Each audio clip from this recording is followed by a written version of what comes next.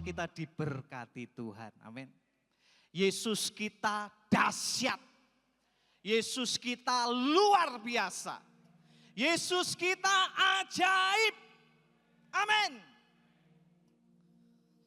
Ibu bapak yang dikasihi Tuhan, ayat yang menjadi tema retreat kita Yesaya 60 ayat 1 dan 2.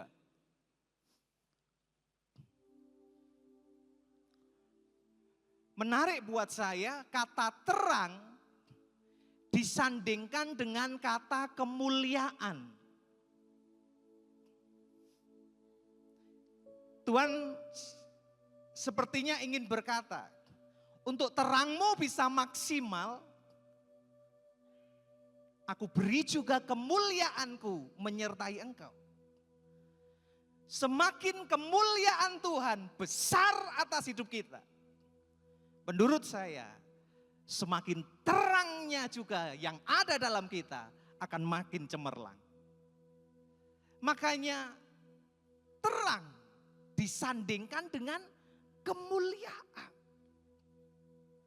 Dan antara terang dan kemuliaan minimal ada 3 kata yang menjadi kata keterangan.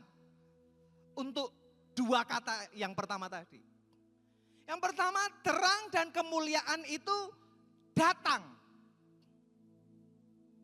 Kemudian terang dan kemuliaan itu terbit.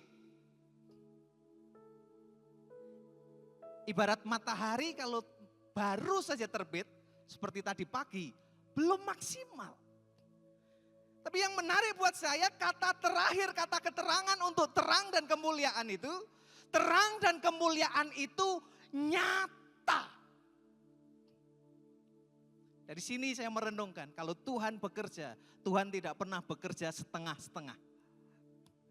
Dari datang, terbit, sampai maksimal, sampai menjadi nyata. Itu yang tertulis di Yesaya 60 ayat 1 dan kedua. Bagaimana dengan perjanjian baru? Di Kolose pasalnya yang ke-1 ayat yang ke-27. Terang dunia, sumber terang kita itu. Gak hanya datang, gak hanya terbit, gak hanya nyata. Tapi di Kolose berkata terang itu tinggal dalam kita. Terang itu berdiam di dalam kita. Makanya kalau ibu bapak suka judul sharing saya pagi hari ini yang singkat ini saya beri judul Terang Tuhan telah ada dalammu. Saya jatuh cinta beberapa minggu ini dengan kitab Kolose. Selayang pandang saja secara singkat kitab Kolose. Next slide, kitab Kolose dibagi menjadi 2 bagian. Terdiri dari 4 pasal, 2 pasal pertama berisi hal-hal yang sifatnya doktrinal. Sedangkan 2 pasal berikutnya berisi hal-hal yang sifatnya praktis. Saya terlalu meyakini bahwa apa yang kita percayai itu akan menentukan hidup kita. Makanya right believing akan menghasilkan right living. Apa yang kita izinkan masuk di kepala dan hati kita, itu akan mempengaruhi perilaku kita. Itu akan mempengaruhi keputusan kita. Itu akan mempengaruhi langkah-langkah kita. Dan saya senang di kitab Kolose ini, di bagian pertamanya, dia memperkenalkan siapa Kristus dan apa yang sudah dia lakukan untuk kita. Baru di bagian berikutnya, bagian kedua, berisi tentang hal-hal praktis. Behavior kita harusnya seperti apa.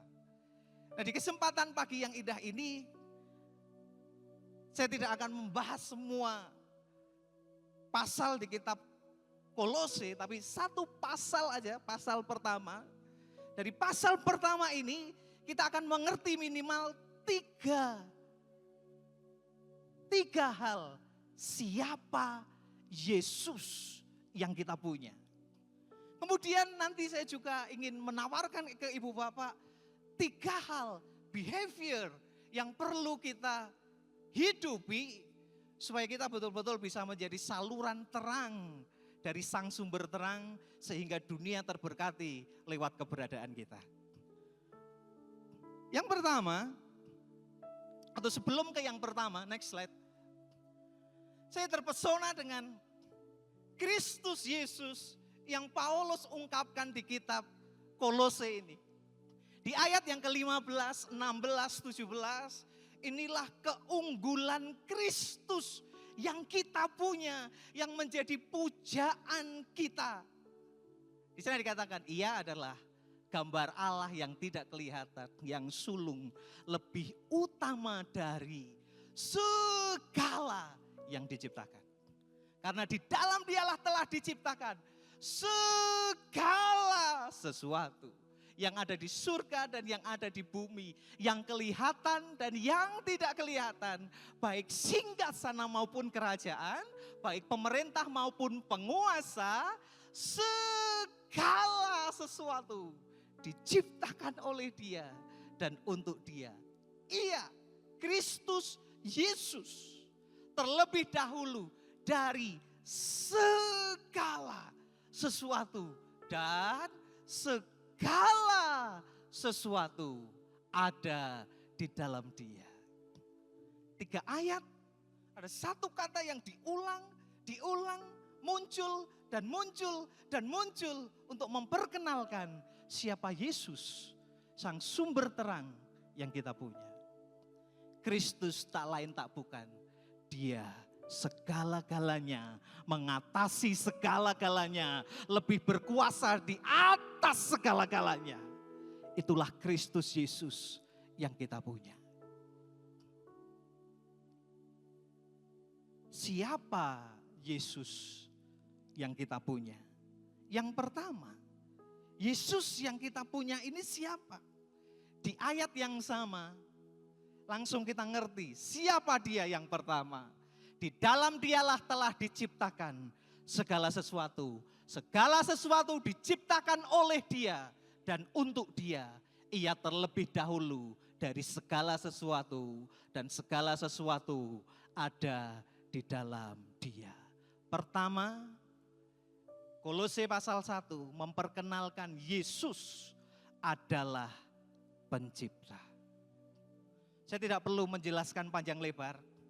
Di YouTube ada klip mata kosmik, menurut saya ini memberi keterangan betapa dahsyatnya Tuhan Sang Pencipta. Silahkan multimedia bisa ditampilkan. Saya nggak janjian dengan Pastor Herman Yusuf, tapi beliau menjadi Yohanes Pembaptis buat saya sudah menyampaikan dulu hasil luar angkasa.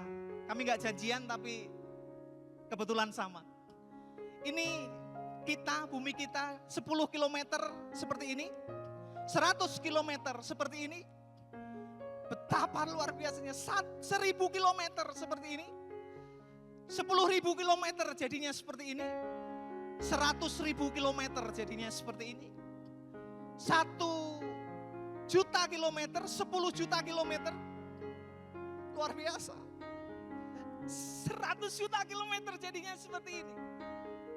1 miliar kilo jadinya seperti ini. 10 miliar jadinya seperti ini. 100 miliar kilo. Wow, 1 triliun kilo. Alam semesta kita seperti ini, diukur dari bumi. 1 tahun cahaya jadinya seperti ini. 10 tahun cahaya, 100 tahun cahaya, 1000 tahun cahaya. Tuhan kita, Tuhan yang besar, menciptakan alam yang begitu besar, membuktikan Dia pribadi yang sangat besar. 1 juta tahun cahaya seperti itu.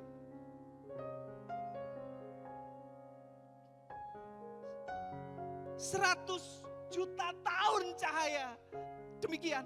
1 miliar, 10 miliar tahun cahaya seperti ini. Dia Tuhan yang besar. Kemarin Pastor Herman menceritakan, bumi itu ibarat virus kalau di alam semesta. Menurut saya bumi itu virusnya virus.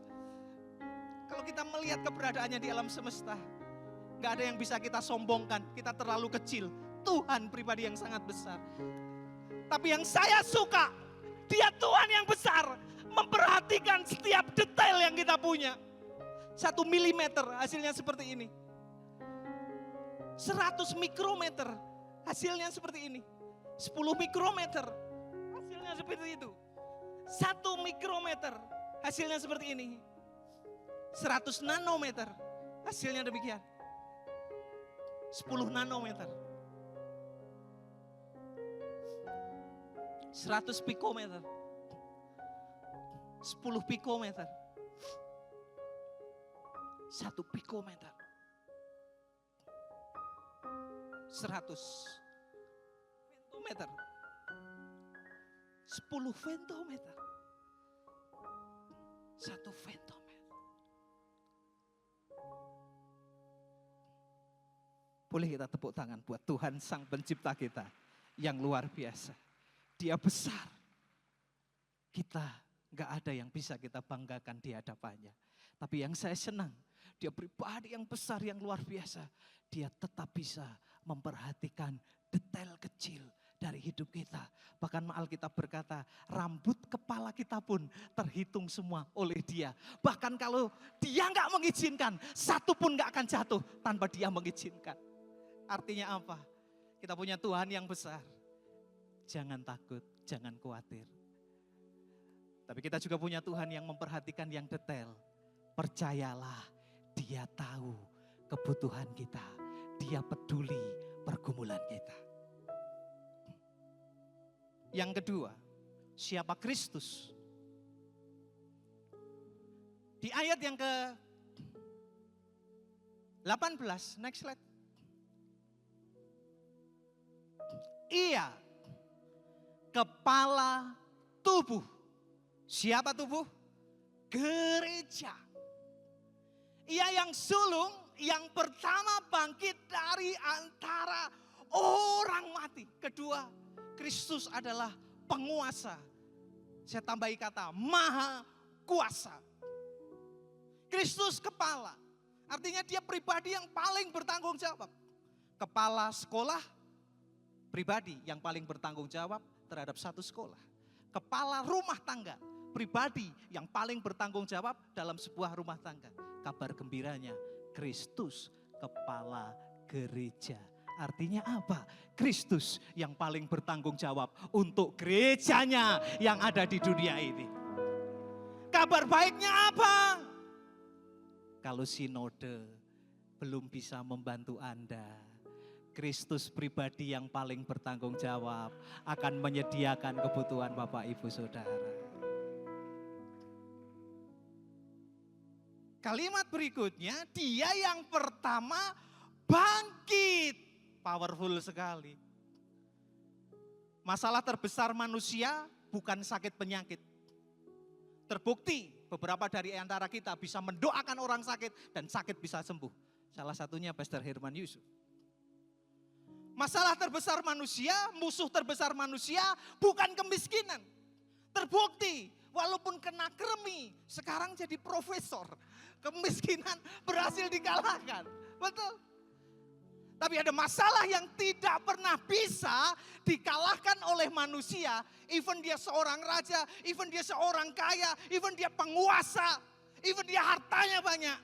Musuh itu adalah maut. Musuh itu adalah kematian. Belum pernah ada manusia yang bisa mengalahkan kematian. Tapi kabar gembiranya, Yesus yang kita sembah, Dia pribadi pertama yang berhasil mengalahkan kematian. Betapa dahsyatnya Yesus yang kita punya. Yang ketiga, siapa Kristus yang kita punya? Siapa sumber terang yang kita punya? Yang ketiga,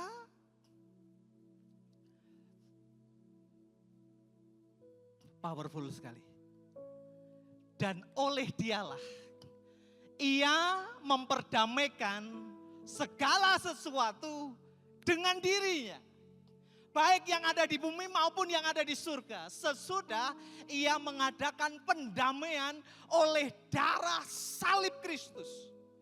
Juga kamu yang dahulu hidup jauh dari Allah dan yang memusuhinya, sekarang diperdamaikannya.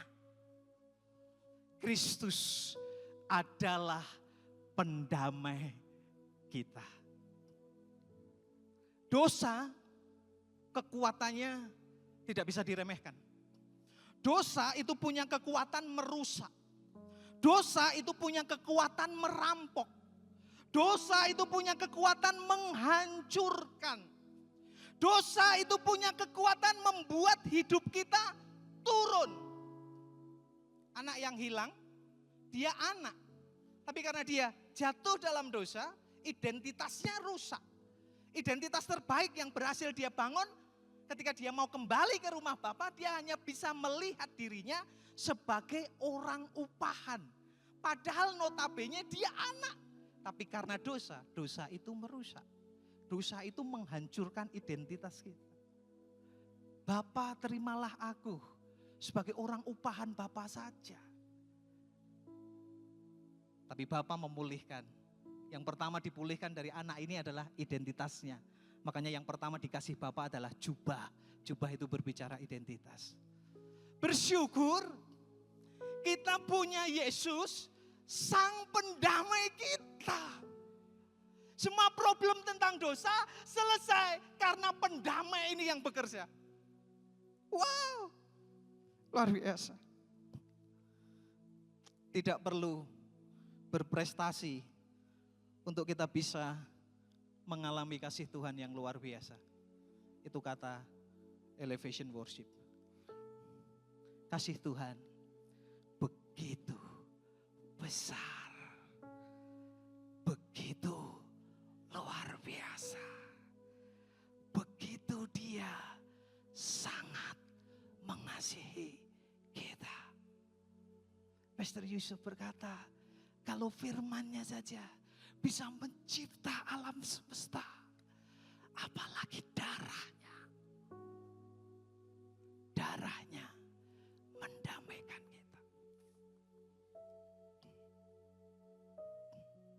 Kristus adalah pencipta. Kristus adalah penguasa. Kristus adalah pendamai. Yang menarik buat saya, Kristus yang adalah pencipta, Kristus yang adalah penguasa, Kristus yang adalah pendamai.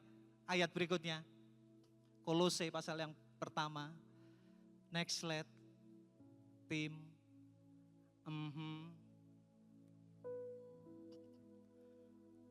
Ayat yang ke-25. Aku telah menjadi pelayan jemaat itu sesuai dengan tugas yang dipercayakan Allah kepadaku untuk meneruskan firman-Nya dengan sepenuhnya kepada kamu. Ini kata Paulus. Yaitu, menarik sekali, rahasia yang telah tersembunyi dari abad ke abad, dari keturunan ke keturunan. Rahasia apa ini? Tak lain tak bukan adalah Allah. Sebelum kemunculan Kristus, orang selalu bertanya, Allah itu seperti apa? Tuhan itu seperti apa? Tapi begitu Kristus inkarnasi, yang dulunya rahasia, sekarang tidak lagi rahasia. Karena Sang Allah yang notabene dulu rahasia, sekarang menyatakan diri lewat Kristus. Kepada mereka, Allah mau memberitahukan betapa kayanya dan mulianya rahasia itu di antara bangsa-bangsa. Yaitu apa? Kristus ada di tengah-tengah kamu. Wow. Bahasa Inggrisnya Christ in you. Christ in you. Dia yang pencipta, dia yang penguasa, dia yang pendamai. Di mana dia sekarang? Christ in you. Wow. Semoga pewahyuan ini nyampe di hati ibu bapak semua. Wow, bisa kebayang gak sih Ibu Bapak? Yang punya surga, yang punya bumi, ada di kita. Yang punya surga, yang punya bumi, ada di sini. Berkat terbesar tidak di luar sana, berkat terbesar ada di sini. Wow. Wow, next. Ayat berikutnya. Come on. Yes. Ini Paulus itu begitu menggebu-gebu. Mungkin seperti saya pagi hari ini ya. Paulus begitu semangat. Makanya Paulus ngomong, dialah yang kami beritakan. Jadi Paulus kemana-mana hanya cerita, Christ in you. Kristus ada dalammu. Kemudian dialah apabila tiap-tiap orang kami nasihati. Jadi nasihat yang Paulus keluar itu, Kristus ada dalammu.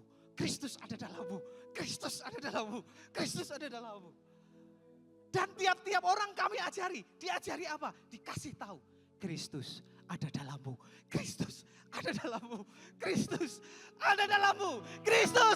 dalam kita. Kebayang gak Ibu Bapak? Saya jalan dengan Pak Adi aja. Saya gak khawatir. Pasti hotel tersedia. Pasti makan tersedia. Pasti pesawat tersedia. Sekarang kita gak hanya jalan dengan beliau Bapak Ketua Sinodo. Yang punya surga, yang punya bumi ada di dalam kita. Wow.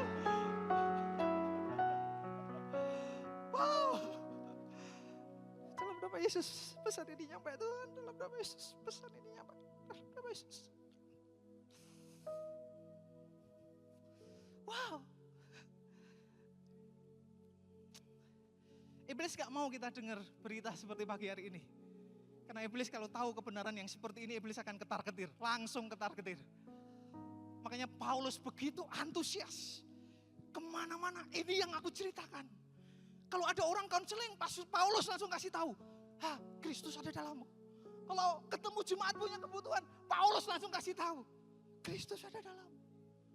Siapa Kristus? Pencipta, penguasa, pendamai ada dalammu.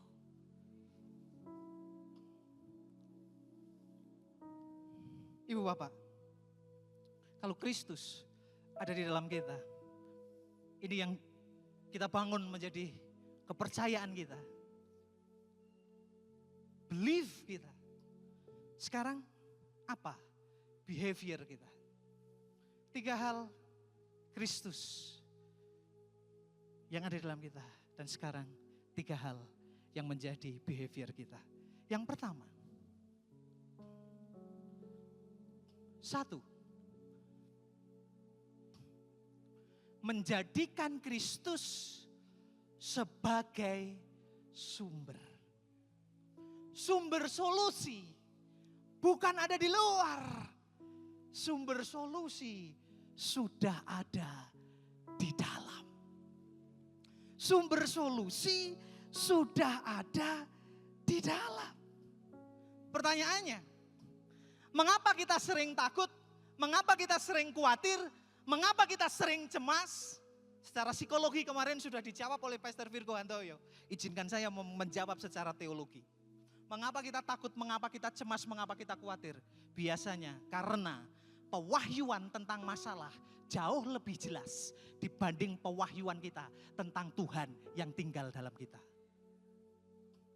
Seandainya dibalik, pewahyuan tentang Kristus begitu jelas untuk hidup kita, sudah pasti kita punya perspektif yang berbeda untuk semua masalah, kecemasan, ketakutan yang kita punya. Setuju, katakan amin. Bayangin, pencipta ada dalammu, penguasa ada dalammu, jalan kita pasti akan lain. Saya menduga, begitu kita ngerti siapa Kristus kita, kecemasan kita akan mengecil, ketakutan kita akan mengecil, kekhawatiran kita akan mengecil. Itulah hebatnya Yesus yang kita punya.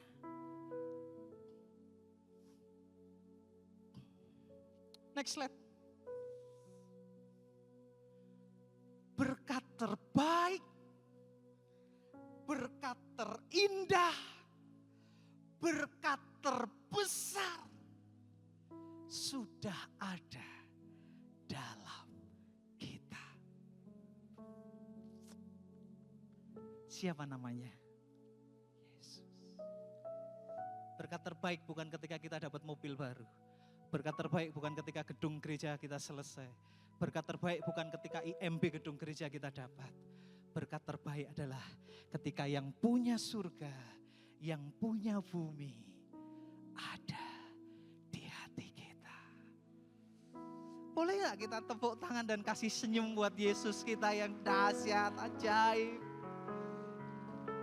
Saya teringat perkataannya Madam Guyom, dia berkata seperti ini, dengan mengajar seseorang untuk mencari Tuhan. Tuhan yang di mana? Tuhan yang di dalam hatinya. Memikirkan dia, kembali kepada dia kapanpun ia telah mengembara. Dan memiliki satu fokus untuk menyenangkan dia. Sebenarnya kita sedang memimpin orang itu kepada sumber segala anugerah. Sumbernya di mana? Tidak salah, sumber kita dari atas, betul. Tapi tulisan Paulus ingin memperkenalkan kita. Selain kita punya sumber yang di atas, Paulus memperkenalkan kita juga punya sumber yang ada di dalam kita. Amen. Amen. Yes. Sekarang, keberhasilan pelayanan kita ukurannya apa? Next slide. Next slide. Keberhasilan pelayanan ketika kita tahu Kristus adalah sumber. Yang pertama menurut saya, keberhasilan pelayanan adalah bukan ketika banyak orang bergantung kepada Kristus dalam kita, dalam diri hamba Tuhan, bukan. Tetapi ketika banyak orang mulai mengaktifasi Kristus yang ada dalam mereka. Boleh tepuk tangan kalau Anda setuju. Pak, kok nggak pernah konseling lagi? Puji Tuhan, Pastor. Yesus sudah membereskan masalah saya. Mantap. Pak, biasanya panggil saya untuk doain rumah Bapak yang angker. Puji Tuhan, Pastor. Saya doain sendiri. Setannya pergi. Wow. Artinya apa? Orang sudah nggak mulai bergantung kepada Kristus yang ada dalam kita. Tapi orang mulai mengaktifasi Kristus yang ada dalam mereka. Amen. Amen. Jangan sedih kalau tadinya pasien doa kita banyak jadi berkurang. Jangan sedih, malah bahagia. Jangan sedih pasar Anda turun karena dulu pasien konselingnya banyak, sekarang pasien konselingnya jadi berkurang. Bisa jadi karena umat kita ajar siapa Kristus yang dalam kita. Mereka berhasil mengaktifasi Kristus dalam hidup mereka. PR kita pulang dari tempat ini, ajari jemaat mengaktifasi Kristus yang ada dalam mereka. Yang kedua, boleh setuju boleh enggak, tapi ini saya kutip dari Pastor Jeffrey Rahmat. Jadi kalau enggak setuju protesnya ke beliau. Oh belum, yang tadi. Oke, Pastor Jeffrey Rahmat berkata tadi, gereja yang berhasil, apa itu? Indikatornya apa?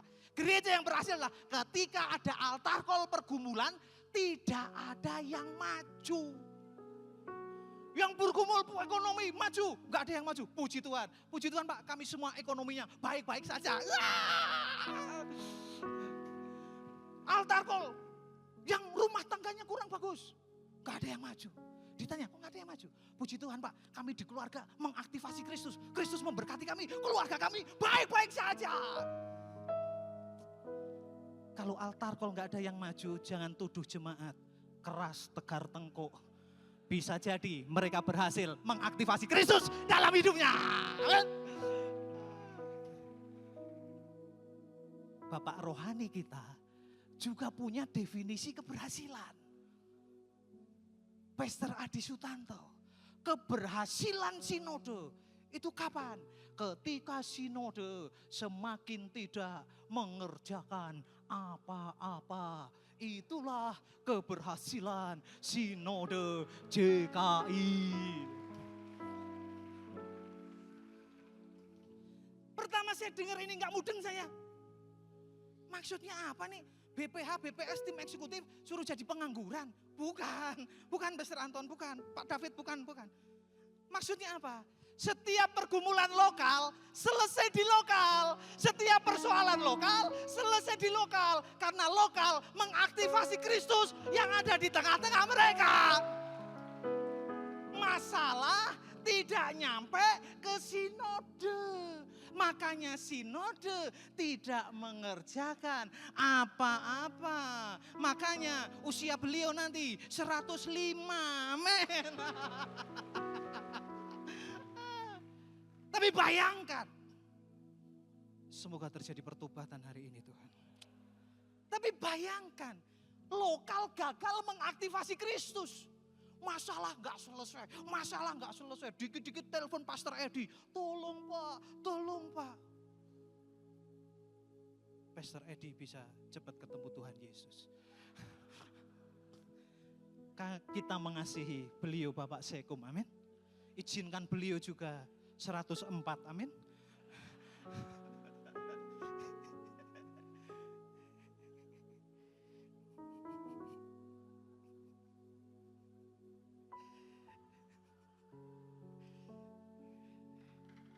Boleh tepuk tangan.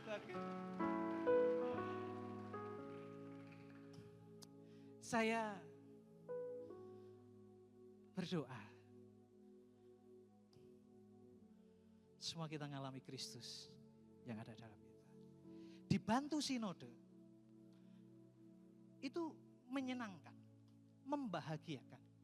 Tapi ada yang lebih menyenangkan dan membahagiakan. Apa itu Pastor Yusuf? Kita bergumul sendiri, belajar mengaktifasi Kristus sendiri. Dan kita mendapatkan mujizat sendiri. Dan kita mendapatkan pertolongan Dia sendiri.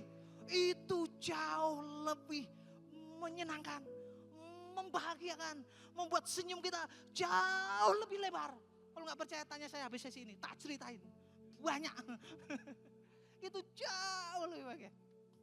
Saya berdoa, kalau kita WA atau telepon Pastor Adi Sutanto, bukan Pak Adi minta bantuan, tapi telepon dan WA kita, Pak Adi apa yang bisa saya bantu untuk sinode JKI, amin.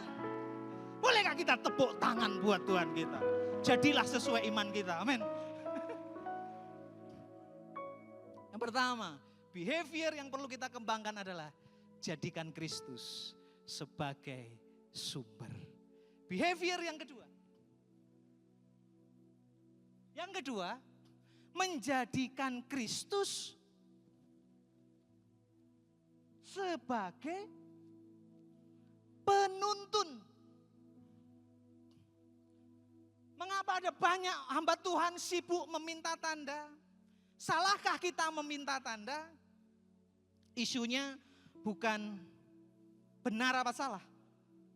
Pastor Yusuf, bukankah Gideon juga meminta tanda? Betul, Gideon meminta tanda. Tapi perlu diketahui konteksnya itu kali pertama Gideon bersentuhan dengan Tuhan.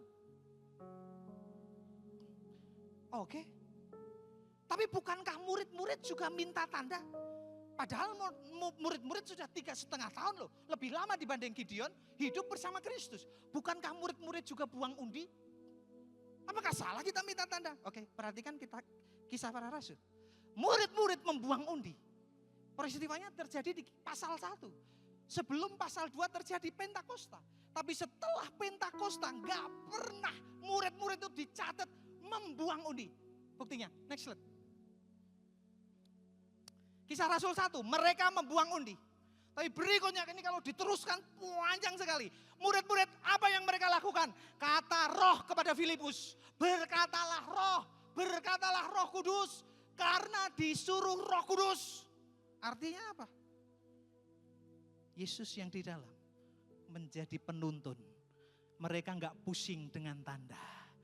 Kristus yang di dalam kita nih loh.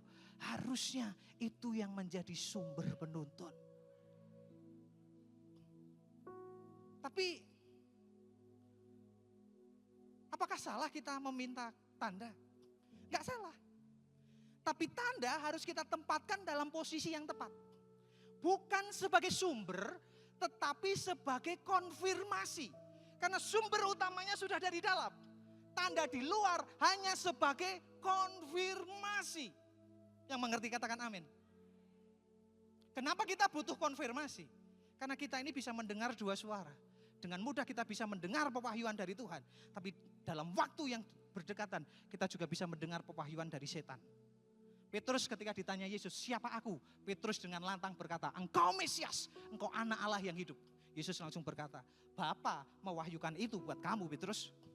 Tapi gak pakai lama, ketika Yesus cerita, aku harus disalib. Petrus menjadi orang pertama yang ngomong, jangan sampai itu terjadi Tuhan. Yesus yang sama langsung berkata, enyahlah iblis. Dari yang barusan dapat pewahyuan dari surga, langsung dapat pewahyuan dari kerajaan si jahat. Itu kita bisa terjadi demikian. Makanya kita butuh konfirmasi. Nah ibu bapak, perhatikan murid-murid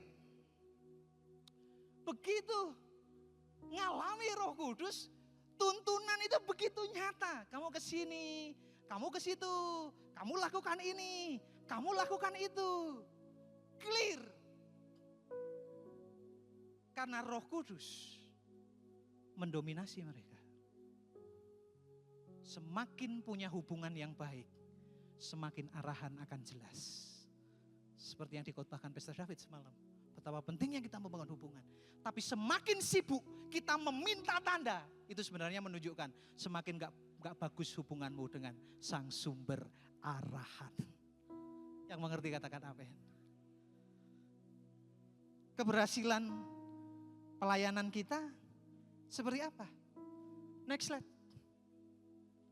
Keberhasilan pelayanan kita, kalau Kristus adalah penuntun kita, keberhasilan pelayanan kita adalah ketika kita mendengar dari Dia yang ada di dalam kita sebagai sumber utama. Tidak sibuk mencari tanda dari luar. Apakah salah mencari tanda? Tidak salah. Tanda di luar hanya sebagai konfirmasi untuk tanda di dalam yang sudah kita terima.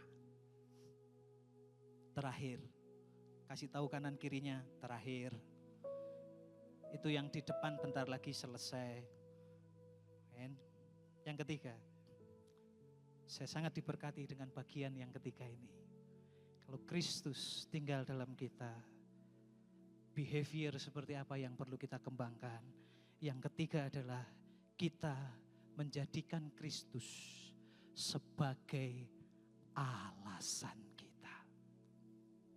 Pewahyuan tentang Yesus yang ada di dalam menentukan keradikalan kita. Paulus bisa radikal, sangat radikal. Karena dia punya pengenalan tentang Kristus yang ada di dalam. Begitu clear, begitu utuh, begitu lengkap. Makanya dia berani seradikal itu. Karena dia tahu siapa Kristus yang ada dalam dia. Mengapa kadang kita capek? Mengapa kadang kita lelah? Mengapa kadang kita burn out? Karena kita hanya jago melayani. Tapi kita enggak jago membangun hubungan dengan dia.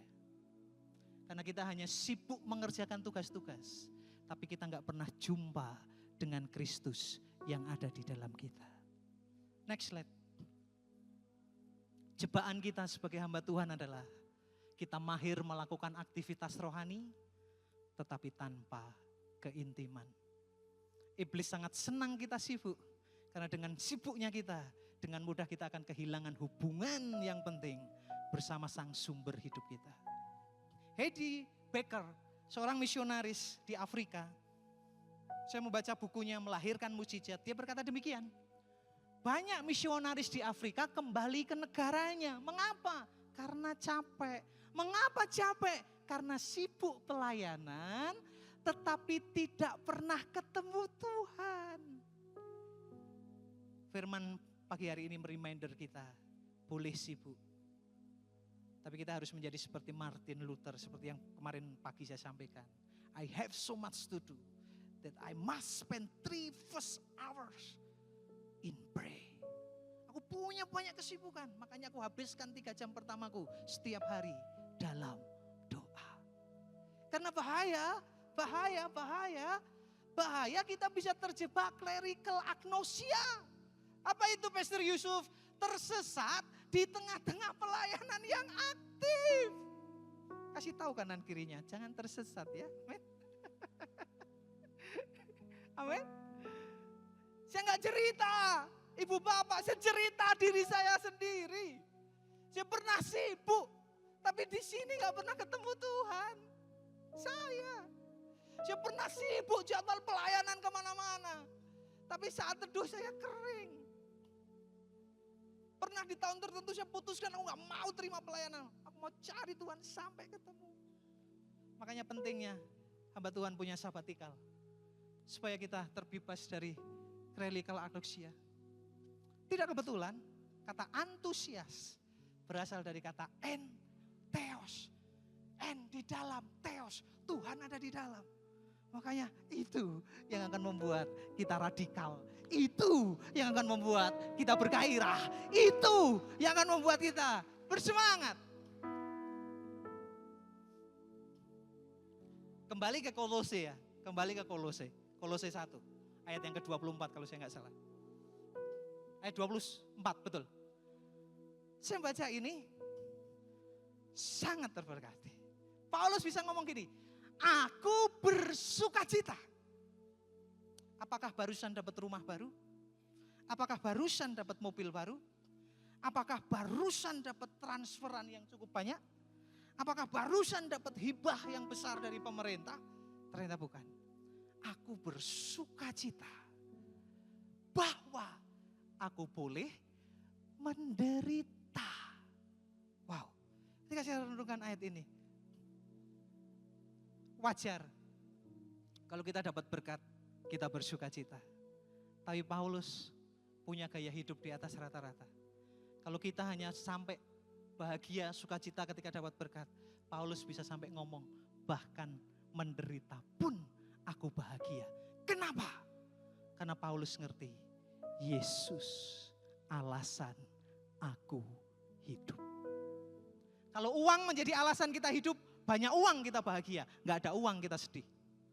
Kalau jabatan menjadi alasan kita hidup, ada jabatan kita sukacita, gak ada jabatan kita sedih. Tapi kalau Kristus menjadi alasan kita hidup, menjadi alasan kita pelayanan, di gunung, di lembah, banyak uang, gak ada uang, tetap bahagia, tetap sukacita. Amen. Bertanya untuk diri kita sendiri, siapa alasan kita pelayanan? Siapa alasan kita mengerjakan banyak hal? Siapa motivasi kita merintis gereja? Siapa motivasi kita membuka banyak pelayanan? Yang tahu hanya kita dan Dia yang bisa melihat hati kita.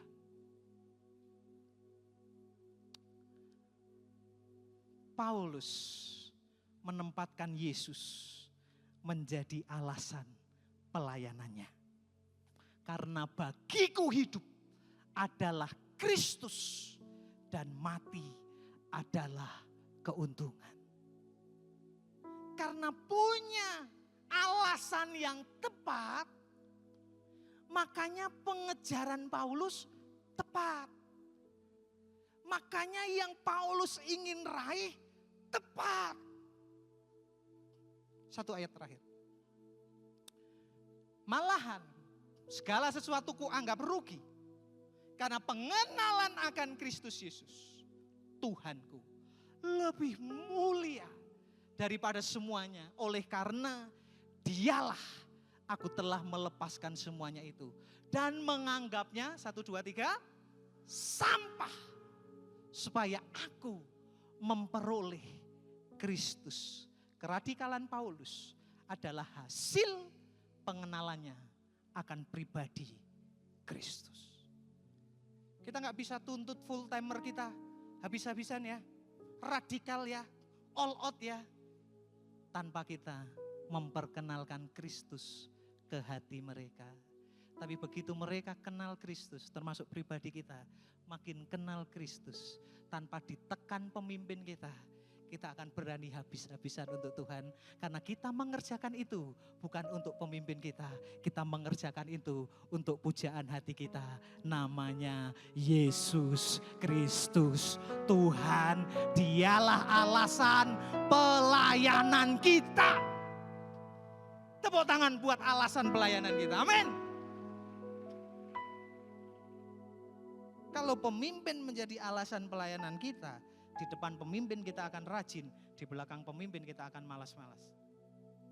Kalau uang menjadi alasan pelayanan kita, di mana gereja PK-nya besar kita akan pergi, PK kecil, maaf jadwal padat.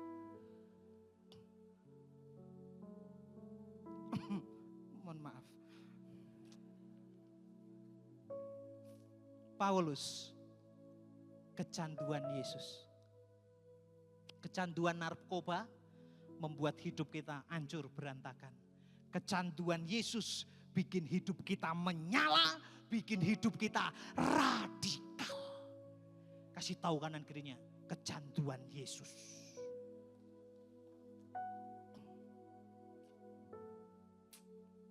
Amin. Terakhir, betul-betul terakhir. Pendeta itu hobinya ngomong terakhir tapi belum terakhir. Itu dosa pendeta. Keberhasilan pelayanan kita seperti apa kalau begitu? Ketika perspektif tentang keberhargaan berubah total karena jumpa Yesus. Ketika pengejaran kita berubah total karena jumpa Yesus. Tidak sibuk mengejar yang tidak penting. Karena berkat terbaik, berkat terindah, berkat terbesar gak perlu kita kejar, karena sudah ada di dalam kita. Terakhir, betul-betul terakhir. Kan sudah pengakuan dosa, ya kan? What we believe determine what our behavior. Apa yang kita percaya akan menentukan behavior kita. Kita percaya berdasarkan Kolose 1, Dia adalah pencipta, Dia adalah penguasa, Dia adalah pendamai, pencipta, penguasa, pendamai ada dalam kita. Behavior kita seperti apa? Kita menjadikan Kristus sebagai sumber. Artinya apa? Kita akan mendapat dukungan, kita akan mendapat solusi. Kita menjadikan Kristus sebagai penuntun. Artinya apa? Kita akan mendapat arahan. Dan kita menjadikan Kristus sebagai alasan apapun yang kita kerjakan. Artinya apa? Itu worship kita untuk Dia. Jalan kaki, aku hidup untuk Tuhan. Dapat fasilitas motor, aku hidup untuk Tuhan. Dapat fasilitas mobil bekas, aku hidup untuk Tuhan. Dapat fasilitas mobil baru, aku tetap hidup untuk Tuhan. Berkat-Mu tidak bisa menggeser posisimu di hatiku. Boleh tepuk tangan buat Tuhan kita. Ada pergumulan besar, aku tetap hidup untuk Tuhan, tidak menyerah. Ada tantangan yang besar, aku tetap hidup untuk Tuhan, aku tidak menyerah. Ada persoalan yang besar, aku tetap hidup untuk Tuhan. Karena Engkau adalah alasan, karena bagiku sekali Yesus, tetap Yesus, karena Dialah alasan aku melakukan semuanya itu. Sekali Yesus. Boleh kita bangkit berdiri sama-sama? Harapanku tak akan hilang.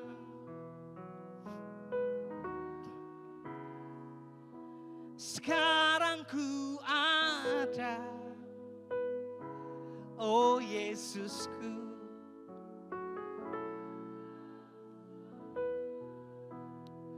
Mungkin selama ini kita punya alasan yang keliru. Atau mungkin hati kita ini ada sedikit-sedikit melenceng. Tapi hari ini biar alasan kita kembali lurus. Alasan kita mengerjakan semua ini dalam rangka kita mengasihi kekasih kita. Alasan kita pelayanan, alasan kita membuka tempat baru. Karena kita mengasihi Dia. Itulah worship kita untuk Dia. Boleh kita angkat tangan kita sama-sama. Sekali Yesus, selamanya Yesus.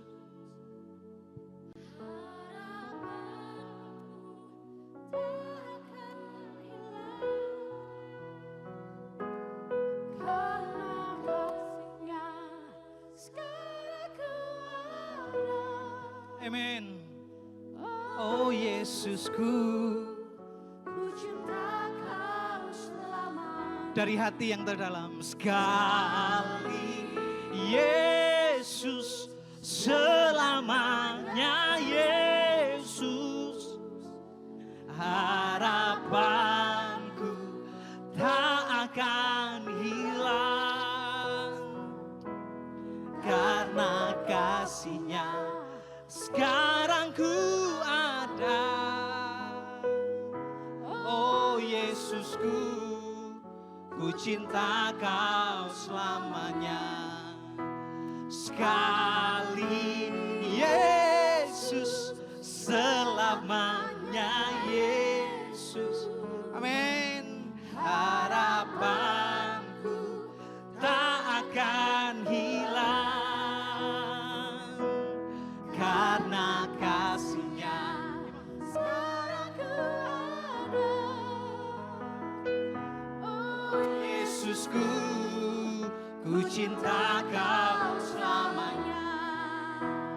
Sekali Yesus, selamanya Yesus. Amin. Harapanku tak akan hilang, karena kasih-Nya sekarang ku.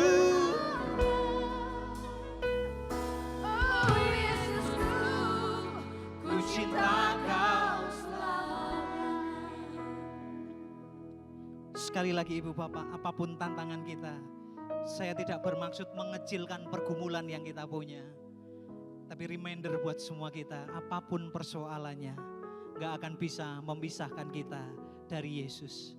Apapun persoalannya, gak akan bisa menghentikan kita untuk terus melayani, untuk terus mempersembahkan hidup, untuk terus mengabdikan diri untuk kekasih kita, Yesus.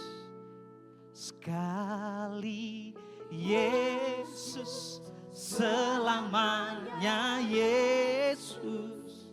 Saya serahkan Pastor Edi untuk memimpin perjamuan.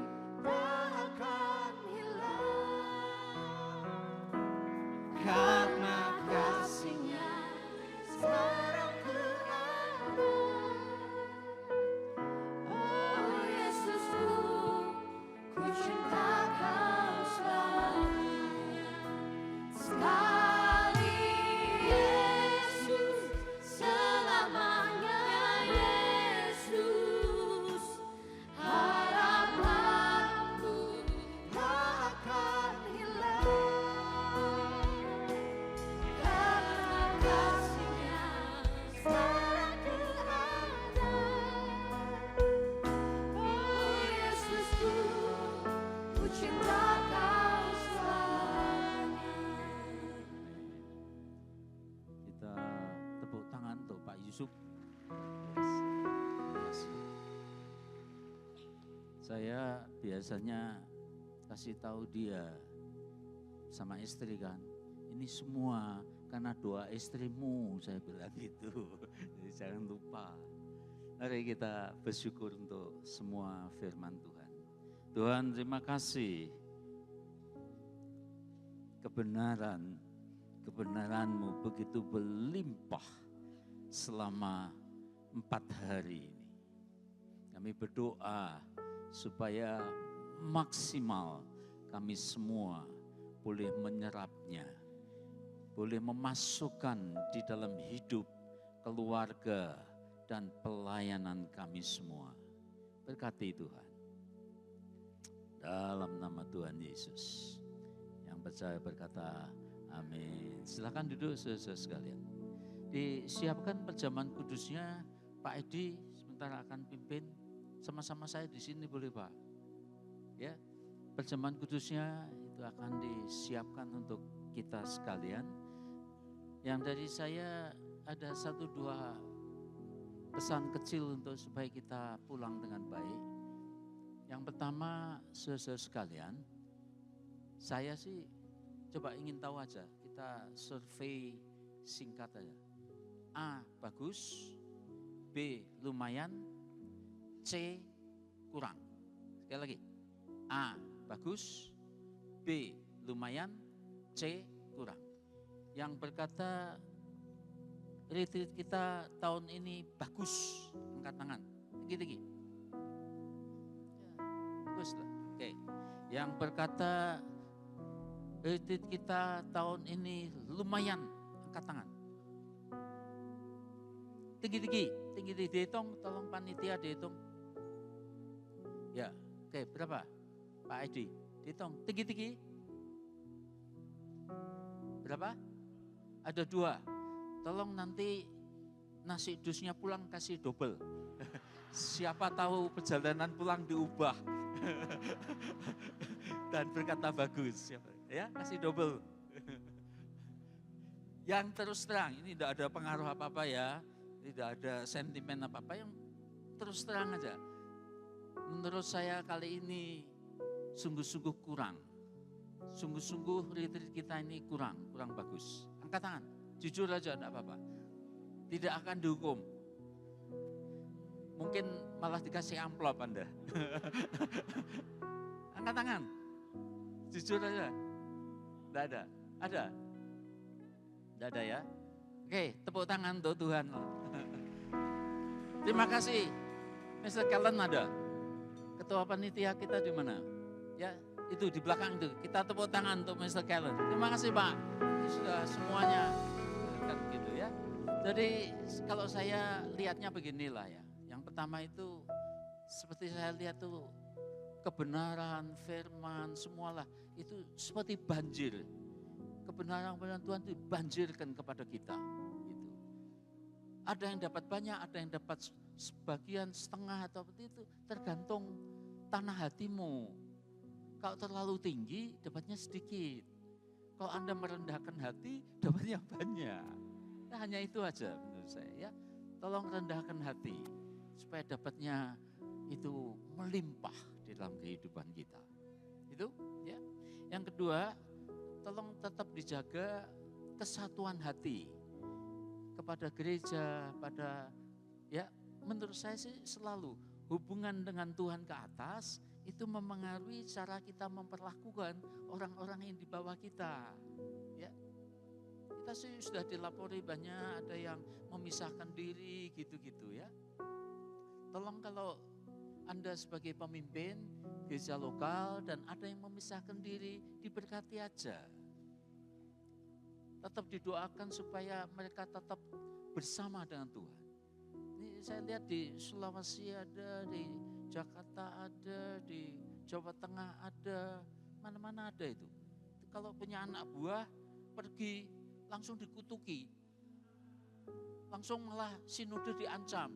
Kamu terima mereka berarti mengeluarkan kami. Ngomongnya gitu, gitu. Sudah terjadi di mana-mana seperti itu.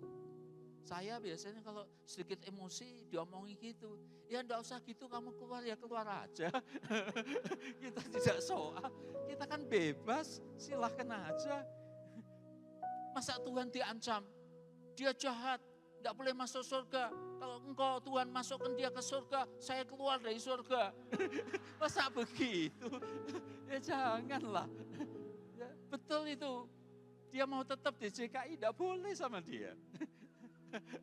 Saya tidak pernah memisahkan gereja, saya selalu mendorong, bahkan tidak usah gereja JKI, gereja lain aja. Kalau mau bergabung itu saya nasihati, awal nasihat saya itu kepada mereka, tolong kalau bisa jangan keluar dari sinodemu. Kamu tetap setia di tempat di mana Tuhan tempatkan kamu. kita tetap kerjasama, saling menolong, tidak apa-apa.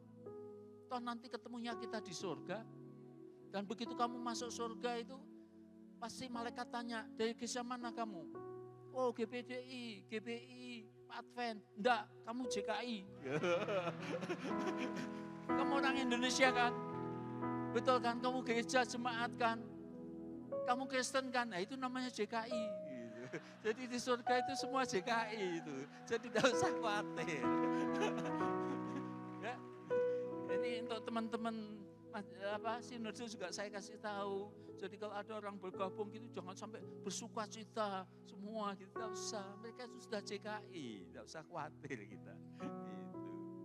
Itu ya. Sehati, sepikir, sejiwa, mana diterima dengan baik. Tampar pipi kananmu, beri pipi kirimu.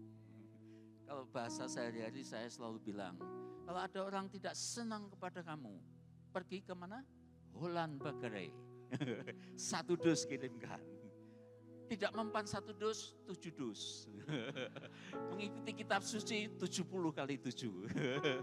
Itulah ya, sampai kita menang hati kita. Itu. Oke.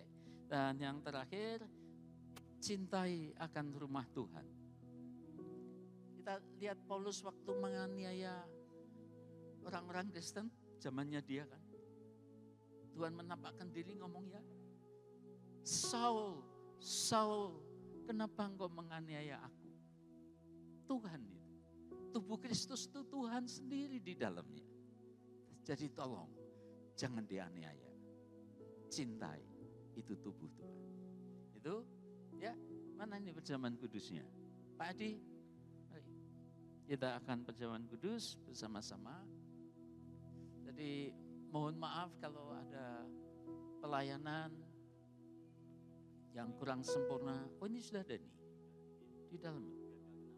Oh, gitu. Ya mari kita berdiri sama-sama. Pak Edi akan pimpin kita untuk perjamuan kudus.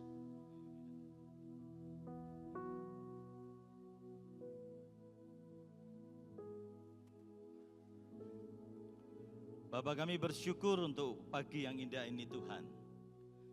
Di penghujung dari bulan Juni, kami masih bisa berkumpul, diberkati oleh firman-Mu, diberkati oleh beberapa kesaksian-kesaksian yang dahsyat dan ajaib. Kami ingin mengalami juga kesaksian yang dahsyat dan ajaib itu Tuhan. Sehingga kami bisa bangkit dan menghadapi setiap persoalan. Tidak takut, tidak gendar, tidak khawatir. Sekali Yesus, tetap Yesus. Mampukan kami untuk bisa berdiri tegak, bangkit dan menjadi berkat kemanapun kami berada. Terpuji nama-Mu, Engkau akan memberkati terus momen-momen yang ada di depan kami. Roh Kudus, beracaralah dalam nama Tuhan Yesus. Haleluya. Amin. Mari teman-teman yang sudah ditunjuk untuk bertugas bisa maju dulu. Silakan Ibu Bapak duduk sebentar, yang bertugas bisa maju untuk membagikan perjamuan kudusnya. Yes.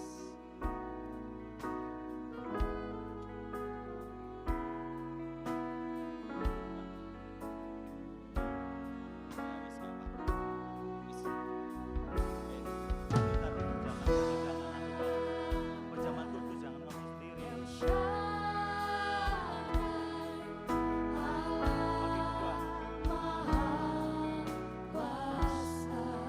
Berdua, ya.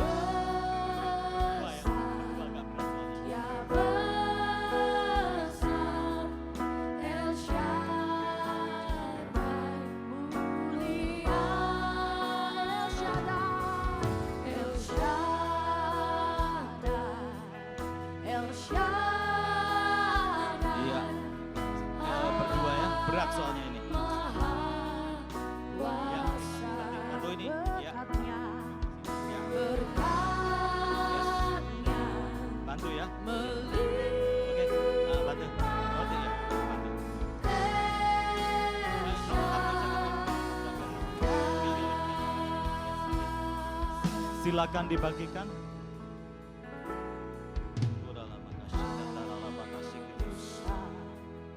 Ku takut Allah menjagaku. Amin.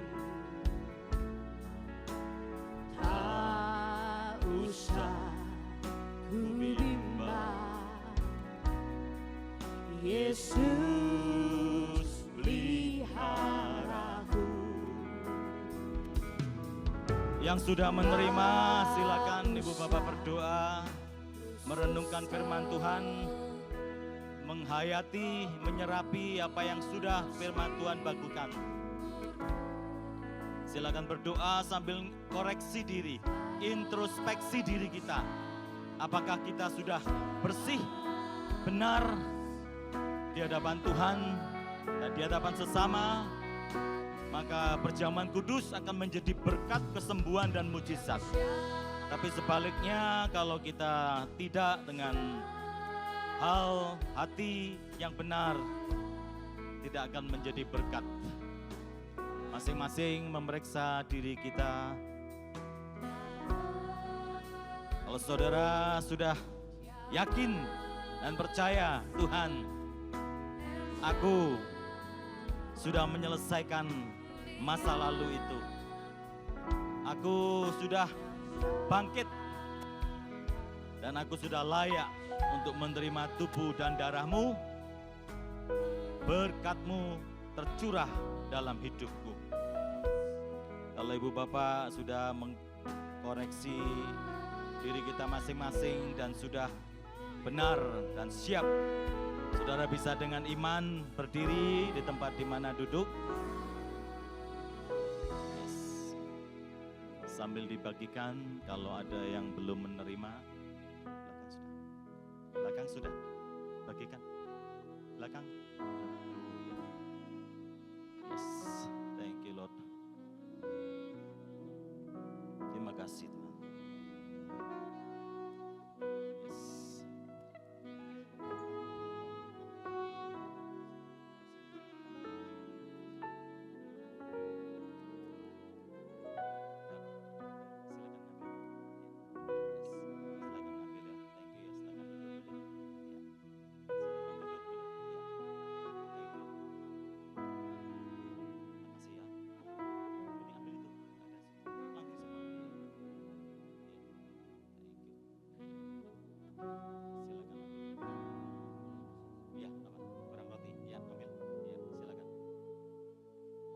Ya, yang masih belum mendapat bisa angkat tangan sehingga kita bisa melayaninya dengan baik. Di belakang sudah oke semua?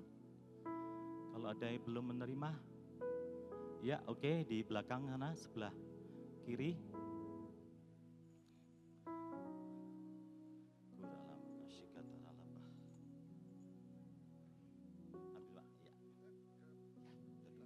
Langsung aja, ya, silakan. Ya, terima kasih. Thank you, Ibu. Thank you. Silakan. Ada Bapak Mike. Ya, oke. Thank you. Ada Bapak Isuki. Ya, ya. Silakan. Yang belum, silakan mengangkat tangan. Belum roti ataupun anggurnya, ya. Thank you, Pak. Thank you. Yes. Ya. Ya, ini. Thank you. Ya, sudah, oke. Sudah, situ. Ada yang belum sebelah kiri? Ada yang belum itu? Iya.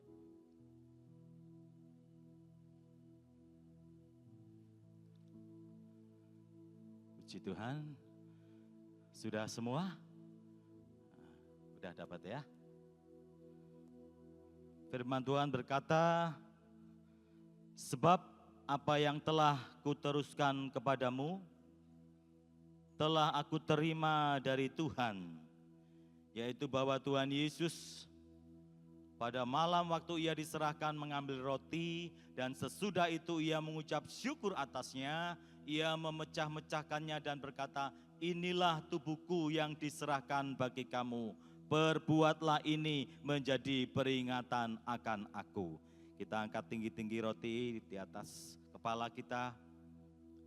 Kita percaya bahwa walaupun ini adalah roti biasa, tapi mata rohani kita melihat bahwa ini adalah roti hidup, tubuh Yesus yang terpecah-pecah di kayu salib, terluka, tercapik, sehingga kita tidak terluka, tapi kita menjadi satu, bersatu manunggal dengan Tuhan.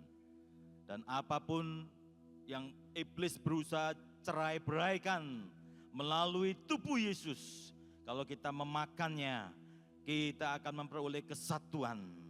Firman Tuhan katakan, barang siapa makan tubuhku dan minum darahku, aku akan membangkitkan dia pada akhir zaman.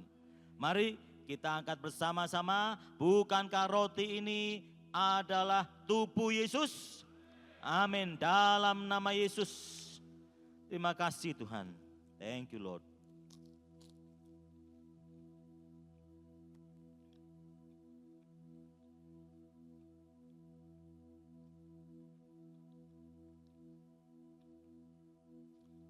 Demikian juga ia mengambil cawan, kita angkat tinggi-tinggi sesudah makan. Lalu berkata, cawan ini adalah perjanjian baru yang dimeteraikan oleh darahku. Perbuatlah ini setiap kali kamu meminumnya menjadi peringatan akan daku. Peringatan akan kematian Yesus, kemenangan dan juga kedatangannya yang kedua kali. Memang ini adalah anggur biasa. Ibu bapak bersyukur ini anggur dari Israel, asli dibawa dari Israel. Saudara bisa menikmatinya dengan kasih karunia Tuhan. Tuhan berkata, ini adalah darahku. Dan kita dengan mata rohani dan kita percaya bahwa ini adalah darah Yesus yang mampu menghapus segala dosa kita, kelemahan kita, sakit penyakit kita, apapun persoalan yang kita hadapi, kutuk, laknat, semuanya akan luluh dengan darah Yesus, akan hancur dengan darah Yesus. Dan darah ini akan memberikan kekuatan untuk saudara dan saya bangkit. Dan kita memiliki perjanjian dengan Tuhan Yesus, tubuh dan darahnya sudah menjadi satu dengan kita.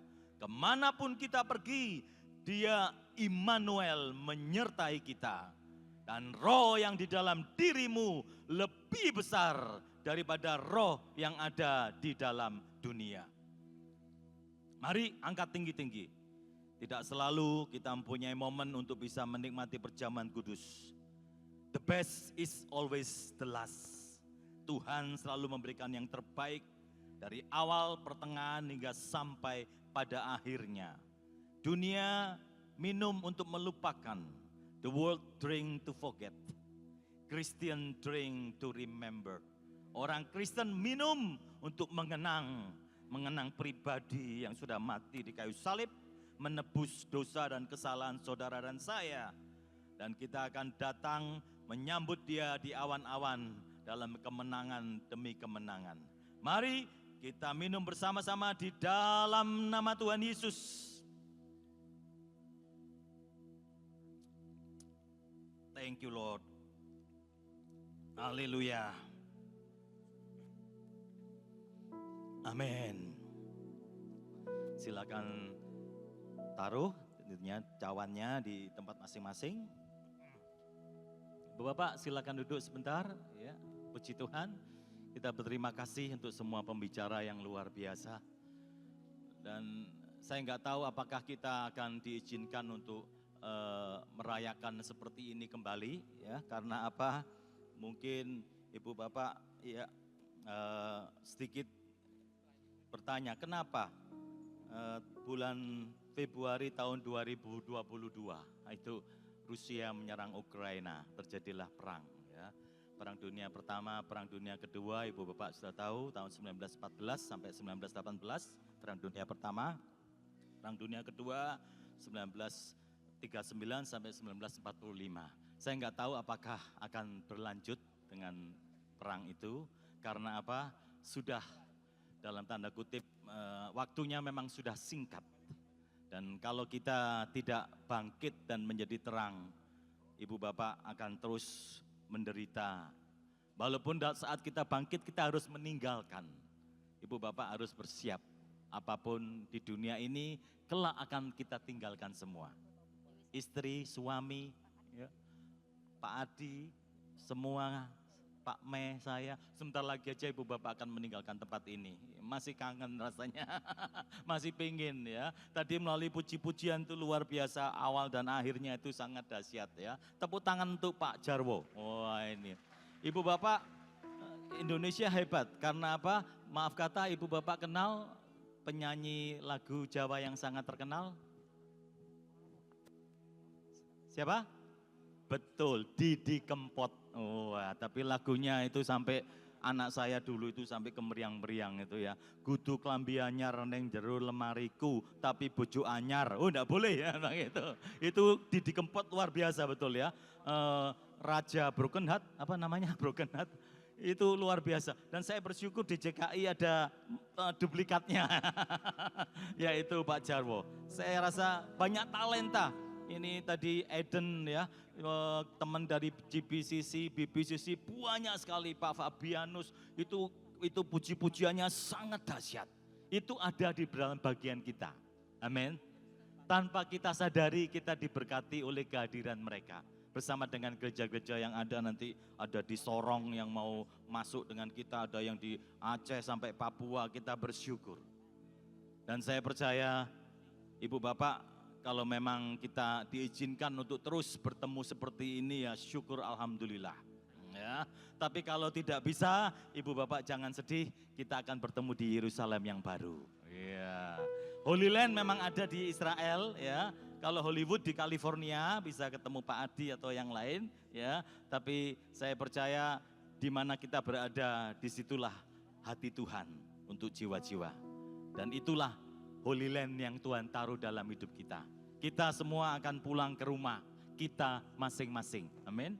Ntar lagi kita pulang ke Gorontalo, lalu ke Ambon Manise, ada yang ke Singkil. Ya, nanti kita akan kembali ke rumah Bapak. Tapi selama kita masih hidup, kita harus bangkit dan bersinar dan menjadi terang. Dengan segala risiko yang kita hadapi. Amin. Terima kasih. God bless you all. Saya serahkan kepada yang bertugas. Tuhan Yesus memberkati. Amin.